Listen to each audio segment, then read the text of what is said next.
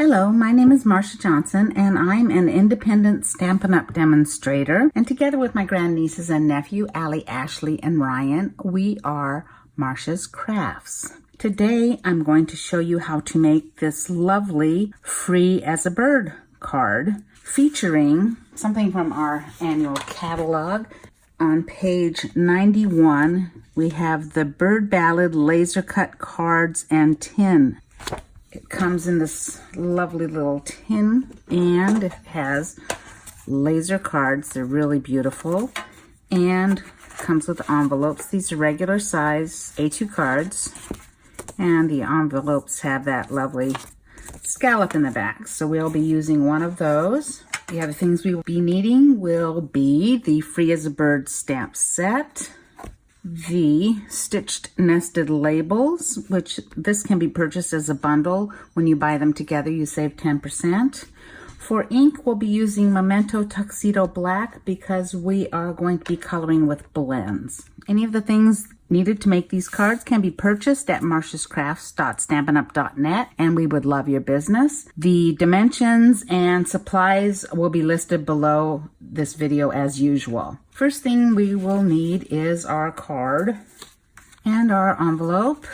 I'm going to put an insert into this card because I'm going to stamp and color with the blends. If you just wanted to, like, say, color or stamp the bird straight on the card and not use blends, you would not have to put an insert in. But because I'm going to use the blends and they bleed, I'll need an insert, so we'll put that there. And then we have this layer to stamp also. First thing I want to do is put my Balmy Blue layer in. It is 5.5 by 4.25, but I've shaved a little bit off of it just to make it a little smaller so that I can fit it onto the back of the card. The easiest way I found to do this is to take the Balmy Blue layer, and if you have a very fine tip glue in a dispenser that has a fine tip, just run a little tiny bit of glue along the edges. If you get too much anywhere, just dab it off. You don't need much. And then what we're going to do is take this and put it in our card, lay it on the back with the glue side up next to that seam, then fold the front over and lay it down. Turn it over and give it a good press.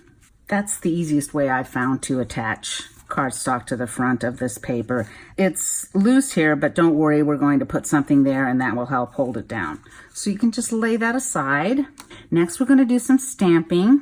I have our envelope and the inside of our card, and then the layer for the front of our card. So, okay, for the inside of our card and for the envelope, I'm going to use this little bird. There's also a larger blossom in there that you could use, but I'm going to use the bird. I'm just going to stamp on the lower left for the inside, and same thing, lower left for the envelope. And we'll just lay these aside for a little bit. Next, we're going to stamp our main image. Now, this is kind of a larger stamp. I think I'll take the pad to the stamp for this one. Remember, with Memento, which is a cloth pad, kind of rub it as well as pat it on. Just makes for a better image. I'm going to just stamp this kind of in the middle towards the top a little bit. I forgot to tell you which of the stitched labels. We'll use the second to the largest and the third to the largest. I'm going to be cutting this out with the third to the largest image, and I just want to see where I have some spare space, and I think I have some right there, enough to stamp my small flower. Or you could just grab another piece of very vanilla scrap, but I think I have room here. There we go. I'll be cutting that out later. And that's it for our stamping. Let's do some coloring. We'll be using the blends, and I have Crumb Cake, Mango Melody, Mossy Meadow, Petal Pink, and Balmy Blue. I'm going to start with the Petal Pink. And I usually go dark first, so I'm going to color in the center of my little flower here and the center of all the flowers, just a little bit. All right, so now take the light Petal Pink and just finish coloring in the flowers.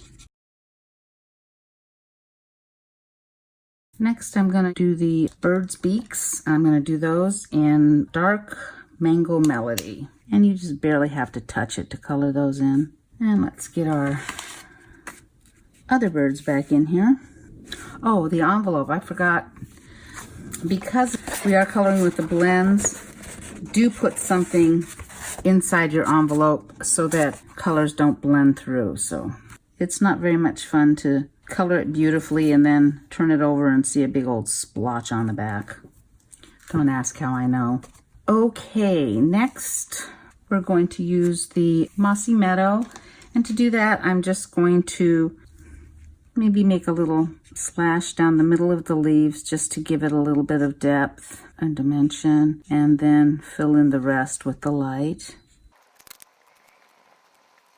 I don't know if you can hear it, but we have a wonderful Delta breeze today in Sacramento, which is keeping the temperature very nice. And my little wind chimes are going to town outside my window here, so I think it sounds lovely. I don't know if you can hear it or not.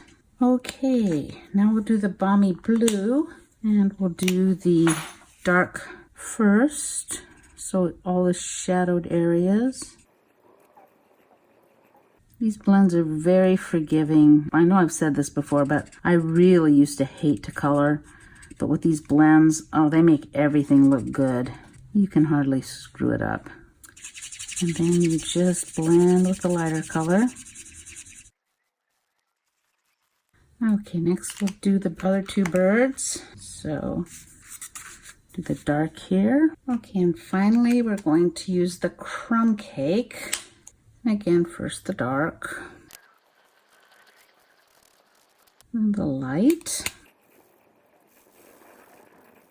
And then to ground him a little bit, I'm just going to put some Crumb Cake down here, like a shadow. Same thing for this one. Okay, now we'll finish off these guys. Okay, next we have a little bit of die cutting to do.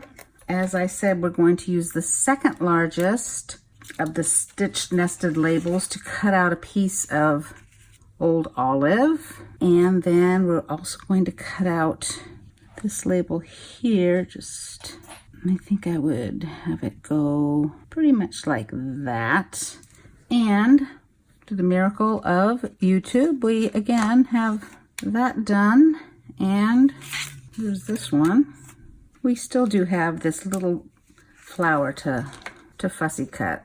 So let me just quickly cut this out. You could, instead of doing this, if you have those little bird trinkets, the flower from that would look really cute on this card too. But I decided, in case you don't have that, to show you that you can use something else. Okay, there we go. Now it's time to assemble. So here's our card. As usual, let's put the inside in first, and we can just use some glue for that. Like I said, if you didn't want to bother with this, you could just stamp the bird on the inside here and just not color him in. Or you could color him in with colored pencils or something that doesn't bleed. Okay, that's our inside.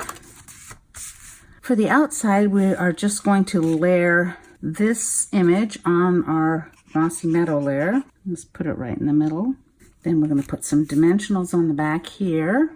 I use more dimensionals than you need, but not only does it pop this up, it also helps to hold the rest of the laser cut down. So I use a little bit more than you need. Probably 5 would be plenty, but oh well. I just put that right down in the middle here. Next, I'm going to take some Wink of Stella, and I'm just going to put it on the flowers.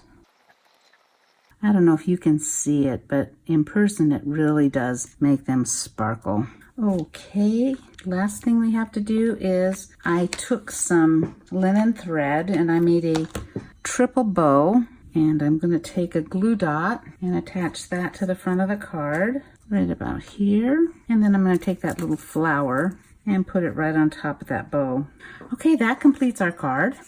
As you can see, very quick, very easy, and pretty elegant, I think. If you like this card, please give us a thumbs up, maybe even share or subscribe to us. And we're going to be a little erratic this summer. Whether our things get posted or not depends on Ryan's internet, but I'm going to do my best to try to stick to our 2-a-week schedule, and we'll see how we do. Have a great day.